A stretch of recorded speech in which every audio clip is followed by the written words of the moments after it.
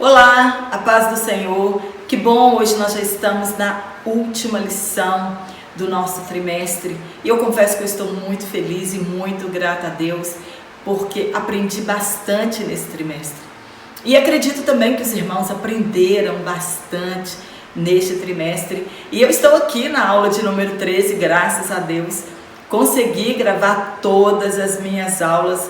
Eu estava muito triste por não conseguir gravar as aulas, mas consegui, tive que correr um pouquinho, por isso que eu não mandei abraço para ninguém nominalmente, mas graças a Deus você vai estar assistindo no dia correto esta lição, mas eu tive que gravá-la um mês de antecedência. Mas eu estou feliz, grata a Deus por isso. Obrigada pelos comentários dos irmãos, obrigada pelas orações, obrigada também pelas felicitações de boa viagem. Eu espero sim ter uma boa viagem, se Deus assim nos permitir, né? E se você ainda não curtiu as minhas aulas, curta, compartilhe em suas redes sociais. Se você ainda não se inscreveu no meu canal, se inscreva para que o meu canal continue crescendo e chegue ao alcance de outras pessoas. E para você que está aqui pela primeira vez, eu sou Jane Martins de Souza, sou professora e também superintendente de escola bíblica dominical. E espero que eu tenha te ajudado com este comentário. Fico feliz pelos irmãos que têm escrito aqui nos comentários que eu tenho contribuído para o crescimento das suas aulas. Somente Deus, para fazer isso em nossas vidas. Então hoje na lição de número 13, nós vamos falar sobre o novo homem em Jesus Cristo. Está em João, capítulo 3, versículo 1 ao 16. Desde o início nós estamos falando sobre a antropologia bíblica, sobre a doutrina do homem, e nós aprendemos muito até chegarmos aqui. E neste texto, no evangelho que João escreveu, ele está contando um relato de um acontecimento real que aconteceu nos tempos bíblicos.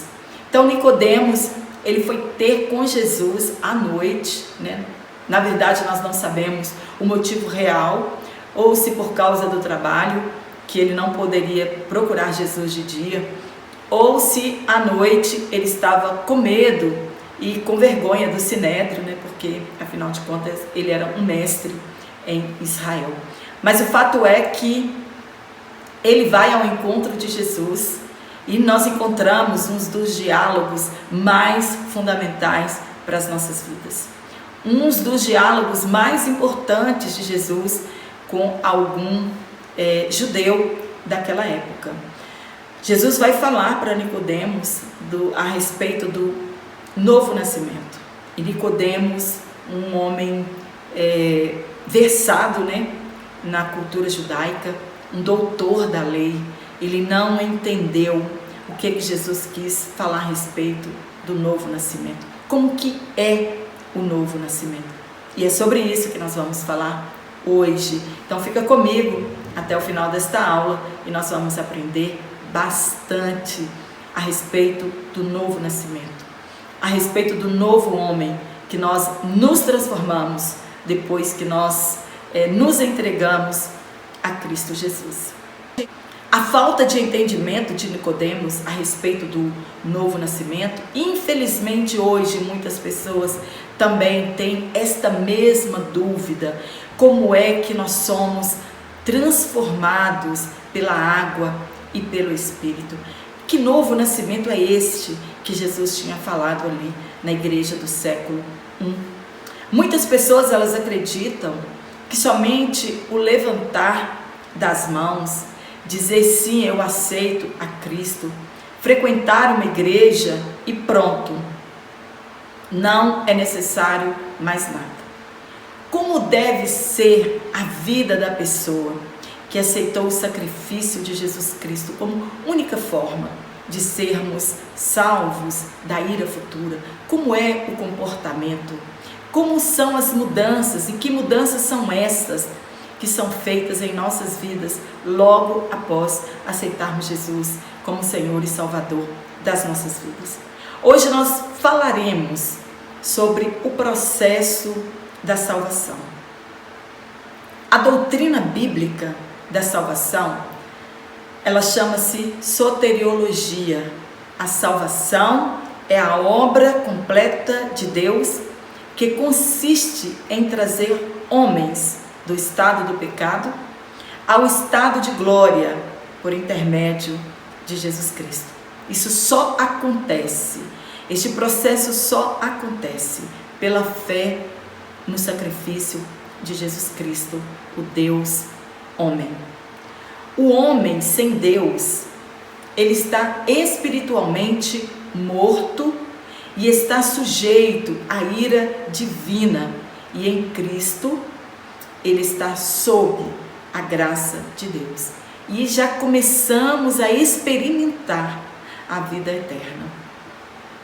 Então, salvação, de acordo com a raiz da palavra, é libertar daquilo que nos prende, daquilo que nos restringe. Salvação é resgatar alguém que está preso, alguém que está cativo. A palavra soteriologia, ela vem do grego, e soter significa salvador, e soteria significa salvação. Mas agora, já no cristianismo, salvação significa salvar uma pessoa da condenação eterna, salvar uma pessoa da ira eterna e conduzi-la à vida eterna. Está em Romanos capítulo 5, no versículo 9. A salvação, ela traz bênçãos para nós. Uma destas bênçãos é a redenção. O que significa redenção? Redenção significa um pagamento de resgate.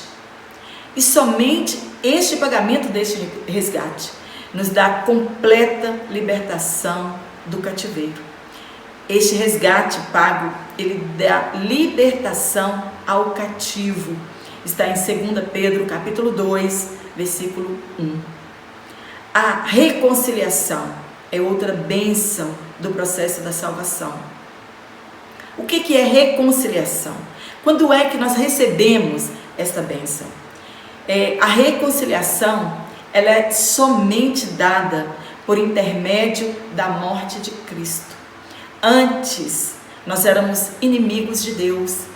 E agora, depois que nós aceitamos o sacrifício de Jesus como a única forma de nós sermos salvos, é reatada a comunhão perdida, com o Pai.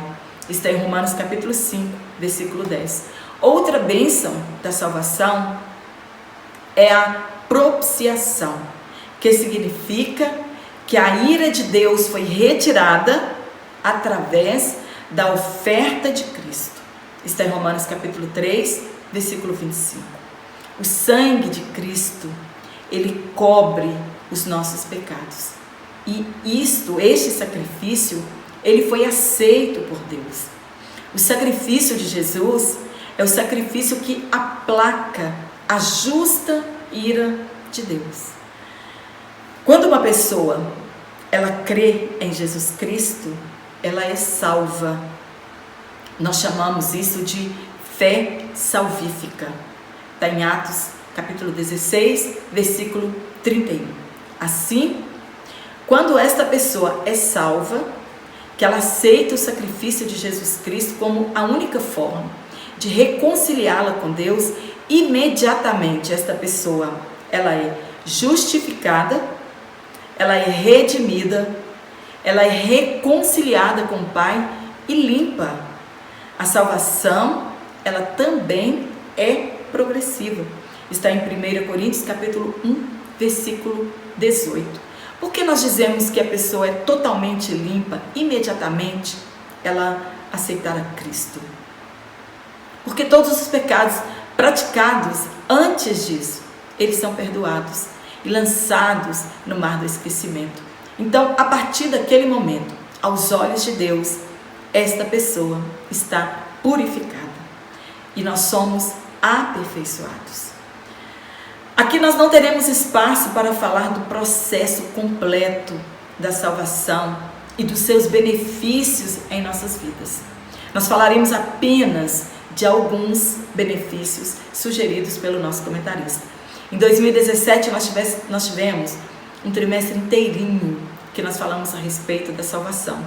E hoje nós temos apenas uma lição para falar de todos estes benefícios. Então é impossível, nós estaremos falando apenas daqueles que foram propostos pelo comentarista da nossa lição.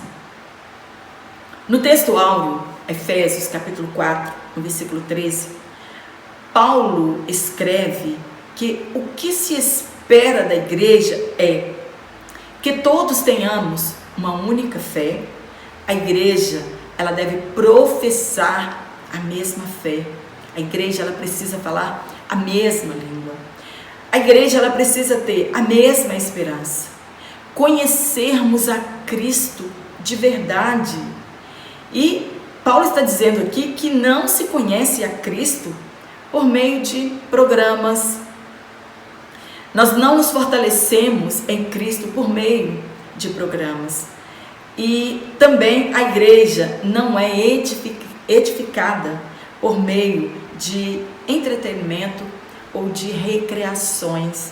Às vezes as pessoas querem fazer as pessoas conhecer a Cristo por meio de programas, de recreações, de entretenimento. Paulo está dizendo que não são através destas coisas que nós conhecemos a Cristo.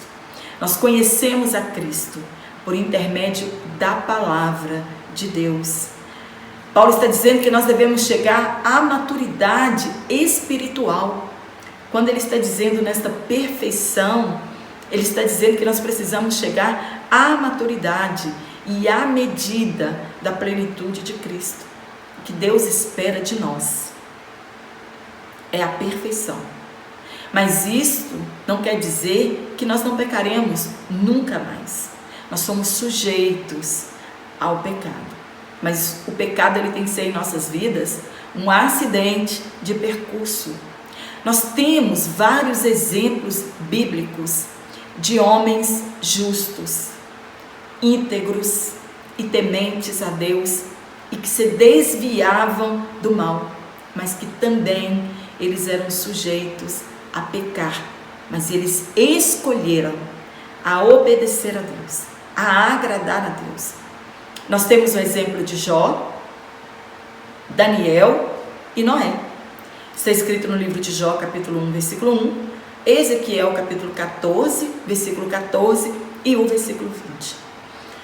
Deus disse para Abraão, abre aspas, anda na minha presença e seja íntegro. Em outras versões, anda na minha presença e seja perfeito. Está em Gênesis, capítulo 17, versículo 1. O alvo de Paulo era a perfeição em Cristo. Ele deixou tudo, todas as coisas que ele tinha antes de se converter a Cristo, ele considerou como esterco, como nada. Está em Filipenses capítulo 3, versículo 1 ao 16. Jesus, ele disse aos seus discípulos que eles deveriam ser perfeitos como o Pai Celestial é perfeito. Está em Mateus capítulo 5, versículo 48. Será que nós podemos viver aqui em perfeição espiritual?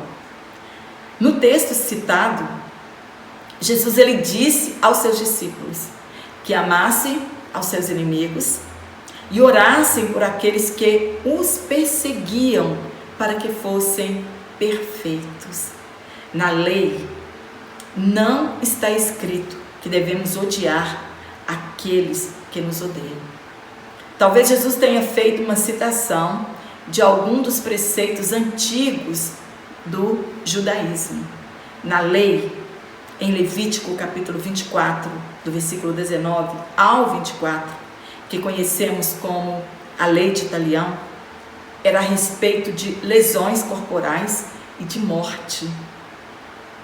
Mas que as pessoas deveriam buscar orientação na lei para que não excedessem nos castigos. E em Levítico capítulo 19, versículo 15 ao 18, a lei ensina ao povo judeu a amar o próximo, a não guardar ódio e rancor daqueles que nos ofenderam. E Paulo, ele pede que soframos ao invés de causar sofrimento às pessoas. Está em 1 Coríntios, capítulo 6, versículo 1 a 8. Jesus está dizendo o seguinte, que nós devemos ir ao patamar do Pai Celestial. Assim como Ele nos tratou, nós devemos tratar uns aos outros. Este, abre aspas, perfeitos, indica maturidade de caráter cristão. É sermos participantes da natureza divina e fugirmos da corrupção do mundo. É estarmos empenhados em consolidar o nosso chamado e eleição. Assim nós não tropeçaremos, como escreveu o apóstolo Pedro, 1 Pedro, no capítulo 1. Jesus, ele estabelece o ideal sublime do amor perfeito, mas nós não conseguiremos alcançá-lo totalmente aqui, somente na eternidade. Então, em um sentido totalmente teológico, a perfeição, ela só pode ser vista no Deus Trino. Os atributos de Deus são perfeitos. O nosso comentarista, ele está dizendo que a perfeição atingida pelo cristão aqui é uma perfeição comparativa, que avança em santificação progressiva ou perfeição evangélica. É quando somos aceitos por Deus neste sentido posicional. Na frente nós vamos falar mais um pouquinho sobre isso. E assim nós somos vistos perfeitos em Cristo quando já despojamos a nossa velha natureza, a natureza pecaminosa. Está em Colossenses, capítulo 2, versículo 10. Então, a nossa perfeição, ela é declarada de acordo com a posição que agora nós estamos em Cristo. No primeiro tópico, nós vamos falar sobre o nascimento. Por que não dizer renascimento do novo homem? Quando isto acontece? Quando é que nós nascemos de novo? Já falamos que é um dos diálogos mais emblemáticos de Jesus com um doutor da lei, Nicodemos. Ele não entendeu quando Jesus falou a ele das coisas celestiais. Jesus falou, olha, se eu estou falando das coisas terrenas e você não está entendendo, e se eu falar para você das coisas celestiais? Que o novo homem, Jesus vai dizer para ele, ele não é gerado nem do sangue, nem da carne, mas ele é gerado de Deus. Apesar do pecado de Adão, do pecado original herdado, nós podemos renascer para Deus, através dos méritos de Jesus Cristo, o segundo Adão. Então, quem provoca este novo nascimento em nós é só Deus. E nós podemos renascer em Deus, mas somente por intermédio dos méritos de Jesus Cristo. A salvação, ela somente acontece pela fé em Cristo Jesus, por intermédio do arrependimento. Atos capítulo 2, versículo 38. Por isso que nós encontramos diversas pessoas na igreja que nós podemos dizer que não nasceram de novo, porque não se arrependeram dos seus pecados ainda. A experiência cristã, ela começa com o novo nascimento, pois é uma nova existência, é uma nova criação. Mas a concepção deste novo nascimento, ele só pertence a Deus. Somente Deus pode fazer esta obra na vida de uma pessoa. Os judeus, eles pensavam que por serem filhos de Abraão, serem filhos de quem eram filhos, e viverem de acordo com a lei, eles satisfaziam a Deus, e a entrada do reino de Deus para eles já estava garantida. Jesus então diz para Nicodemos: nem carne e nem sangue herdam este reino. Este novo nascimento, ele somente acontece pela fé no plano salvífico antes da fundação do mundo. Apocalipse capítulo 13, versículo 8. E se nascemos de Deus, pela vontade de Deus, nós então somos aceitos por Ele como filhos, mas por intermédio da nossa fé em Jesus Cristo. Está em João, capítulo 1, versículo 12. Quando nós aceitamos a Jesus Cristo como nosso Salvador, nosso suficiente Salvador, então nós recebemos o poder de sermos chamados filhos de Deus. No ponto 3, nascido da água. Nascer da água não significa água literal, pois batismo, ele significa aplicar uma substância física, que é a água, em um ser físico. Então, este ato jamais realizaria nascimento espiritual. Conhecemos tantas pessoas que passaram pelas águas batismais e ainda não se converteram, não nasceram de novo, ainda vivem com a sua antiga natureza pecaminosa. O batismo nas águas, ele fala da morte e não de nascimento. Está em Romanos capítulo 6, versículo 3 e o versículo 4. Também João capítulo 1, versículo 11 ao 13, e também João capítulo 6, versículo 63. No Antigo Testamento não havia batismo sob a lei.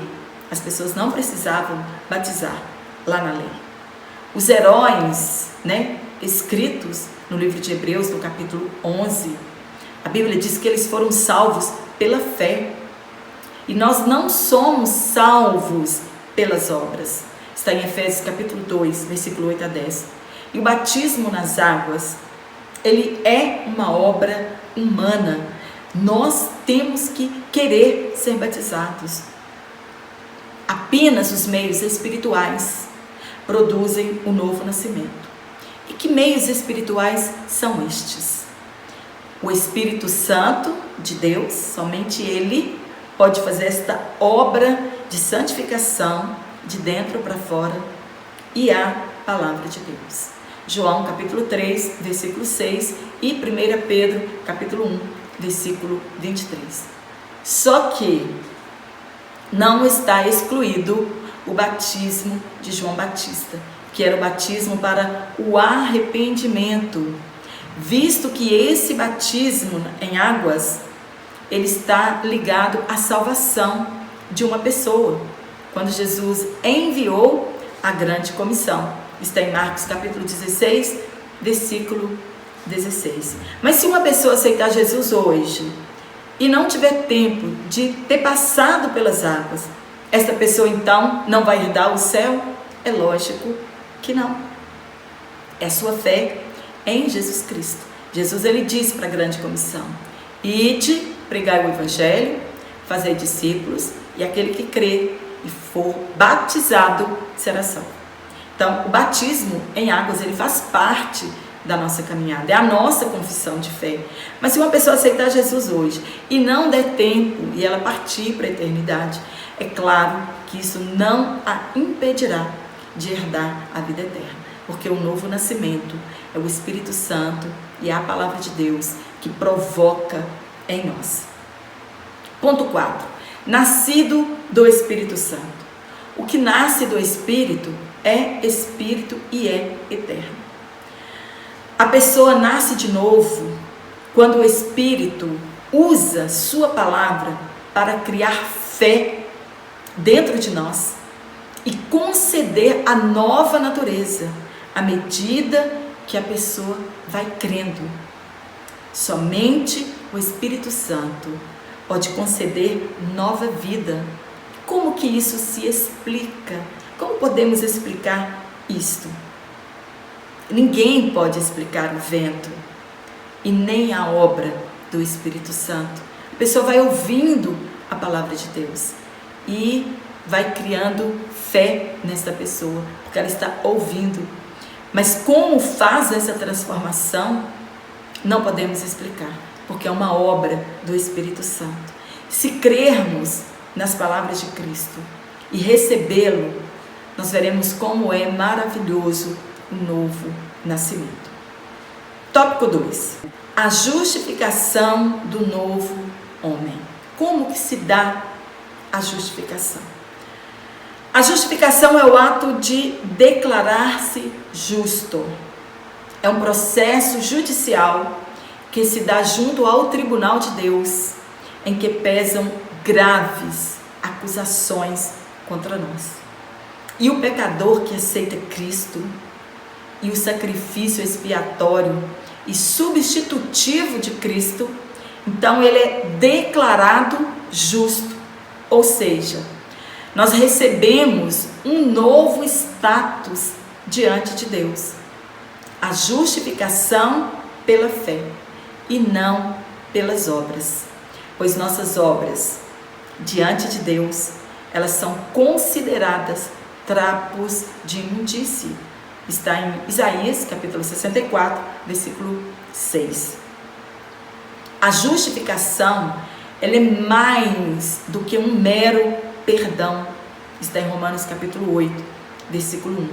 Paulo escreve: agora nenhuma condenação há para os que estão em Cristo.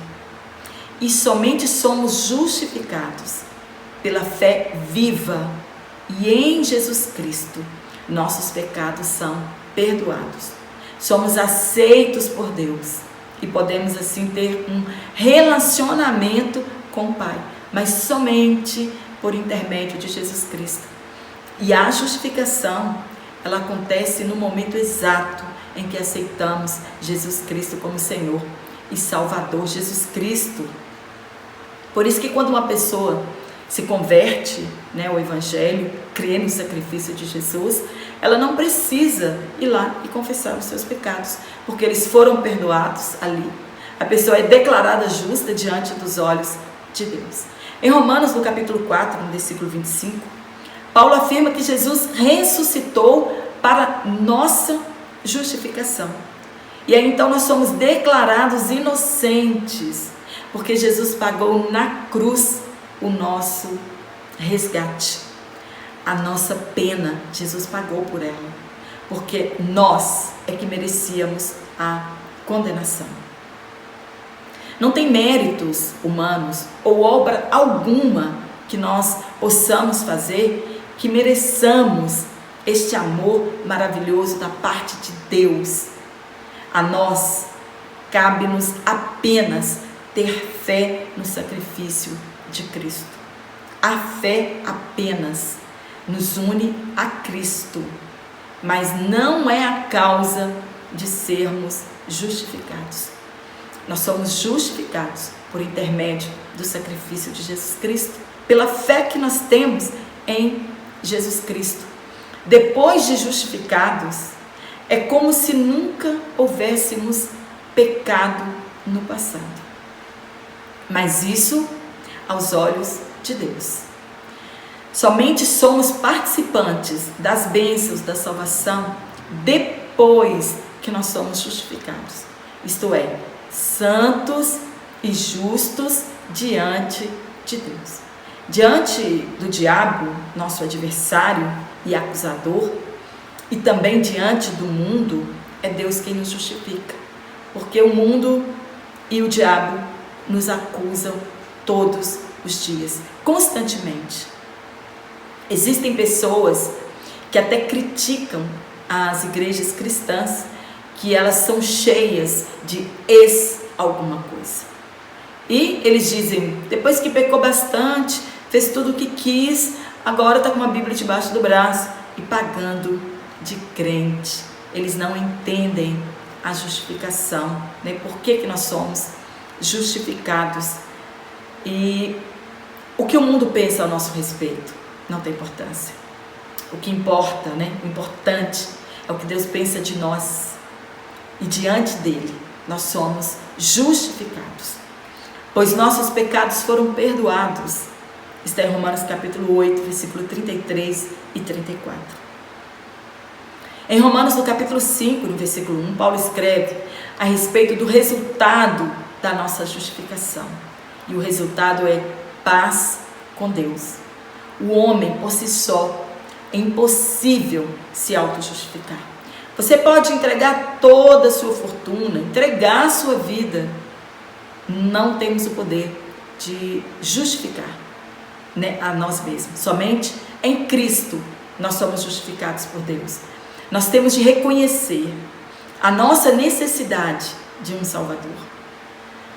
Você já conheceu alguém como aquele fariseu de Lucas, capítulo 18, versículo 9 ao 14? Existem muitas pessoas daquele jeito. Quando anunciamos que é necessário o arrependimento dos pecados, e esta pessoa nos diz que nunca roubou, nunca matou, frequenta uma igreja, dá esmola aos pobres, isso nós chamamos de autojustificação, querendo se justificar por intermédio das suas obras.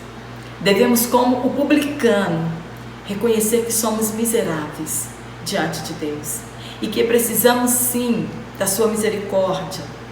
Nosso esforço, ele é insuficiente, pois todos pecaram e destituídos estamos da glória de Deus. Romanos 13, 23. Quem nos faz retos e santos diante de Deus não são as nossas obras. Esforço humano nenhum tem este poder, mas o mérito é único e exclusivo de Jesus Cristo, que morreu e nos livrou de todas as nossas culpas. Temos um exemplo claro para nós, o ladrão da cruz. Ele creu no sacrifício de Jesus e foi justificado e salvo imediatamente. Está em Lucas capítulo 23, versículo 42 e o versículo 43. Terceiro e último tópico, nós vamos falar sobre a santificação do novo homem. A santificação é operada em nossas vidas por intermédio do Espírito Santo de Deus. E esta santificação, ela se inicia no momento da nossa justificação. Quando Deus olha para o novo homem e a partir daquele momento o vê como santo, porque todos os nossos pecados foram perdoados e apagados, ainda que precisamos ser aperfeiçoados. Nós precisamos deixar que o Espírito Santo trabalhe em nossas vidas. Devemos nos separar do pecado. E quando permanecemos em Deus, o pecado não tem lugar em nossas vidas. 1 João capítulo 3, versículo 6. Devemos desejar a santificação e priorizá-la em nossa caminhada. Eu preciso desejar ser santo, porque sem a santificação ninguém verá a Deus. E ser santo é ser separado com um propósito de agradar a Deus. Está em Hebreus capítulo 12, versículo 14. Ser santo é ser separado do pecado e consagrado a Deus. De todo o nosso coração, buscar a comunhão com o Pai, acima de todas as coisas. E isso inclui nossos desejos e os nossos prazeres. A santidade é a prioridade de Deus e também para quem o segue. Efésios 4 e 21. Nós somos aconselhados a nos revestir do novo homem, que segundo Deus é criado em verdadeira justiça e santidade. A santificação é um processo diferente da justificação. A justificação, ela acontece na hora que nós recebemos a Cristo. Mas a santificação também ela pode ser imediata, porque nossos pecados foram perdoados. Ali começa um novo homem. Nós somos perfeitos, dependendo da posição que nós estamos em Cristo. Mas a santificação também, ela é progressiva. E ela acontece na vida do pecador regenerado, momento a momento de nossa vida. Alguns dizem que é como se fosse degraus de uma escada. E existem vários tipos, mas nós falaremos apenas de 3 tipos de visão a respeito da santificação. Então nós temos a santificação batismal, que é uma visão da Igreja Católica Romana, mas que ela se perde nos seus próprios ensinamentos, porque depois a pessoa tem que continuar confessando os seus pecados.